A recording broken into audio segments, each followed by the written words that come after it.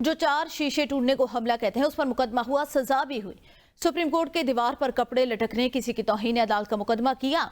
इदारों को धमकाने वाले, क्या आज तक किसी ने बात की? बानी पीटीआई ने इलेक्शन कमीशन के अरकान को धमकियां दी। क्या इलेक्शन कमीशन ने बानी पीटीआई के खिलाफ FIR की दरख्वास्त दी? किया गया था कि रात 12 बजे भी कोर्ट खुले और दबाव में लाकर वो फैसले भी लिए गए थे अपने हक में।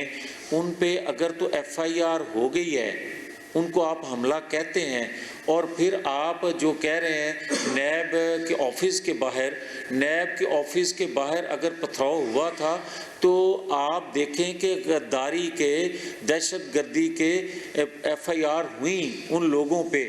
9-10 मई का वाकया करना जुर्म नहीं है तो पाकिस्तान का आईन कानून बदलें और उसको छोड़ें। और अगर 9-10 मई का हमला करना पाकिस्तान के आईन के मुताबिक जुर्म है, तो फिर सजा क्यों नहीं? अपनी हदायत और अपनी ख्वाहिश के मुताबिक फैसला देने की धमकियां देता है और कोई उसको पूछता नहीं।